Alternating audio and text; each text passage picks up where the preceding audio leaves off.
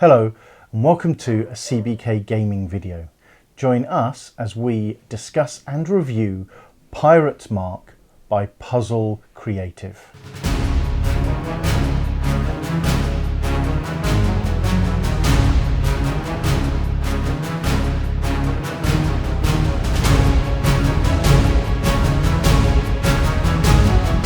So what is Pirate's Mark? Pirate's Mark is a 2 to 10 player competitive party game where you take on the role of pirates, sailing the seas and trying not to be marked with that dreaded pirate's mark. The objective of the game is to be the last pirate standing without a mark. How does it play? The sea is made up of 130 cards. Amongst these cards there are pirate marks. If you draw one of these, your turn ends and you are temporarily out of the game. There are some ways that you can get back into the game, we'll cover that in a moment. There are normal cards, treasures, parrots, pieces of 8, swords.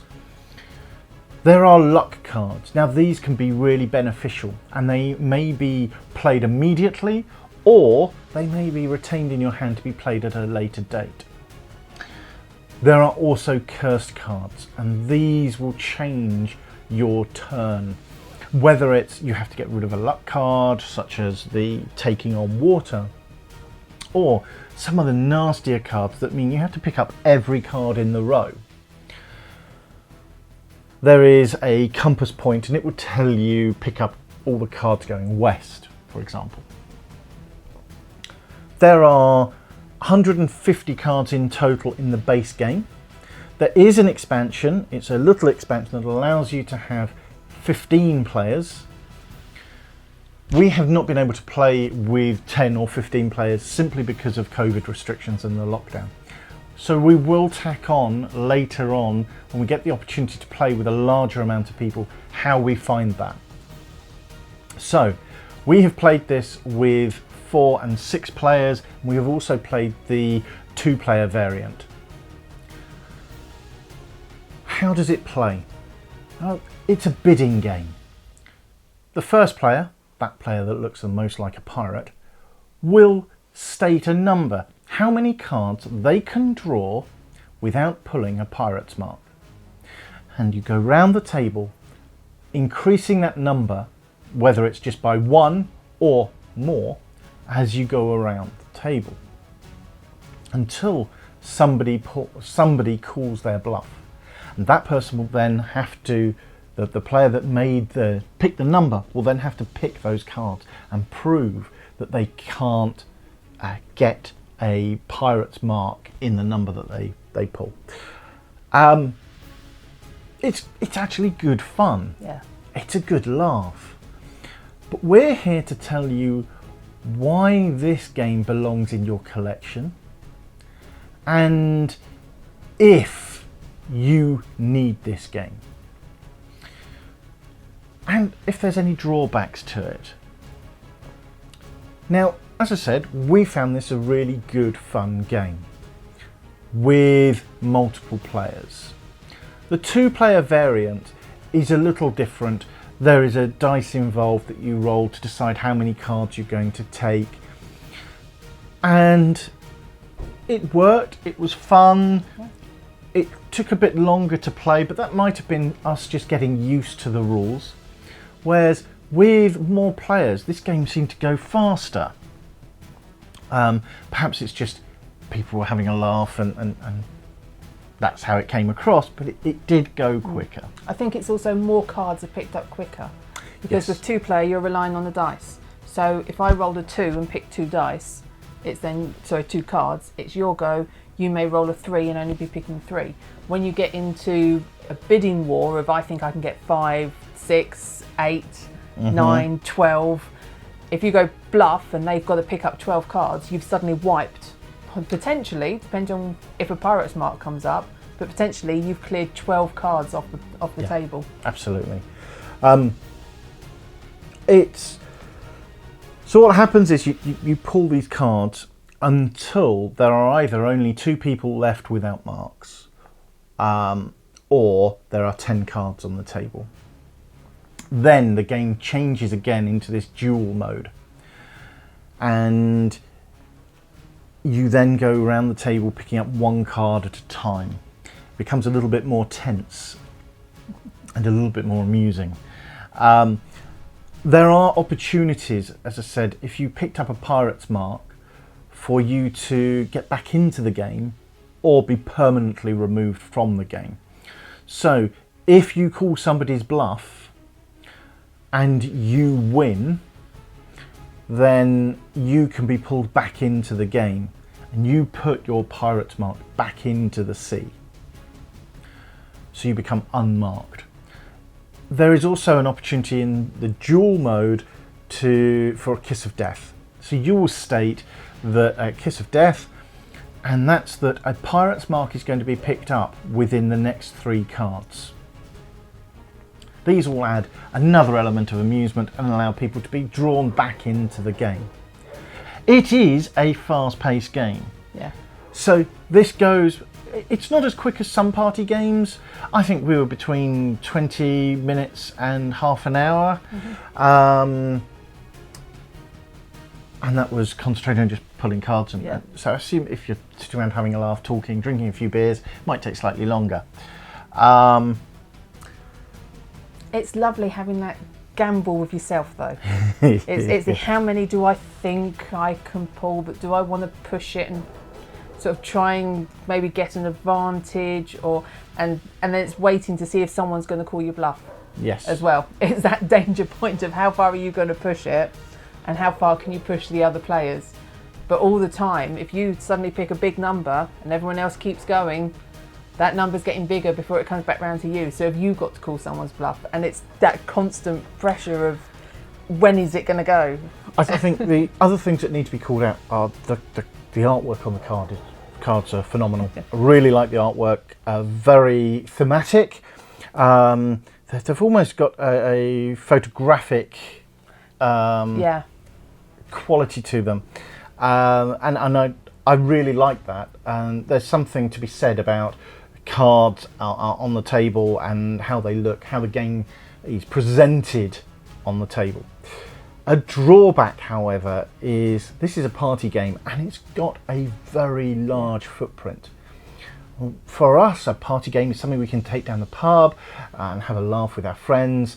This is not one of those games. I'd like to, and some of our local pubs do have very large tables, so we can probably get away with that.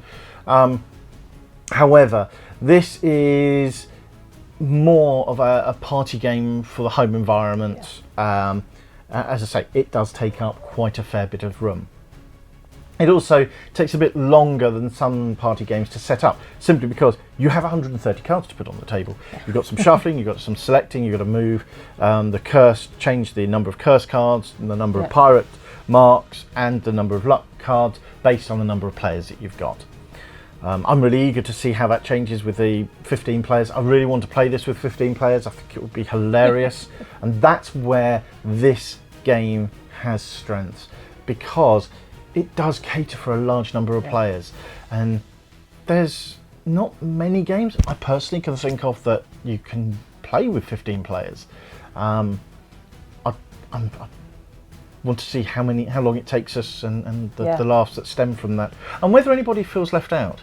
Because at 15 players, I suspect, I may be wrong, that it could make people feel a little bit alienated if there's so many people around the table. But we'll have to wait and see. Yeah. I mean, if your first card that you pick up is a pirate's mark, you're potentially out. But because there are chances to get back in the game, to get rid of that pirate's mark and put it back in the sea, I don't think you're going to be left out for long. But you've got to make that step to get back in. You've got to call bluff and hope that you win that bluff to get back in. So, does this game belong in your collection? Well, do you like pirates?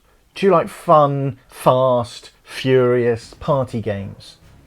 Then yes, it's I think we saw this for between £15 and £20 depending in the UK, which is a good price Yeah. for this sort of game. It's very good quality. The cards are phenomenal. I like the fact they've even gone all out on the dice. It's got this antiqued look to it. Something they didn't have to do, because the 2-player variant, I don't think that's where this game's strengths are. However, they did, and it's a good, fun, wholesome, amusing game that I would recommend, and is something I would pack away. It's a small enough box. It can easily go into a suitcase. Can easily be taken away if we're able to, after lockdown, go abroad. It's one of those games you can have a laugh with, and that, to me, there's not a lot of games that I will take away on holiday. The tiny epics tend to get one of the tiny epics tends to get thrown in my suitcase. We've even Codenames is a bit too big and bulkier box. I'm trying to think what else we've taken away before. Secrets, and we did buy an unlock, though we haven't played one of those. So this definitely would go into my suitcase for going abroad.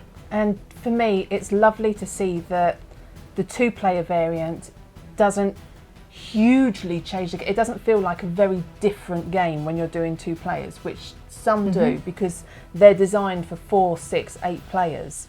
And when you do 2, it's suddenly, well, this rule changes and you do this instead and that instead. It's a little tweak, is how I felt. Yes. To also have the base game going up to 10 players.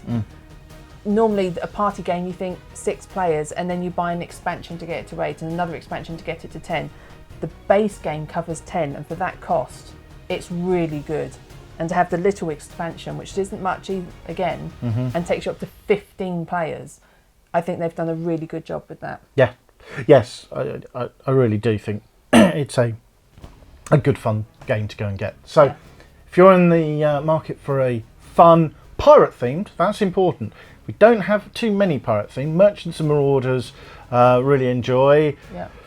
The disappointment that was Pirate Republic, unfortunately, or disappointment to us. There's a couple of others that we saw that Chris had that we have yet to play. Everrain, which I can't wait, although it's not really piratey. So there's not many pirate games out there, so it would be good. It's good to have a party game that's a pirate. So thank you for watching, and please let us know in the comments if this is a game you've enjoyed or if it's a game that you're going to go and buy. We really have enjoyed some of the comments in recent videos where people have said about the games that they're enjoying, and that they've taken some of our advice and gone and bought some of the games, and we like hearing that. And it's really nice to be able to support our, the games developers that have made some of these amazing games. So thank you very much. If you have enjoyed this, please consider liking and subscribing. We do try to bring out a video every week. Sometimes that's been a little bit more difficult just because of our day jobs, but we will push to continue doing once a week. So thank you very much, and see you next time. Thank you. Bye.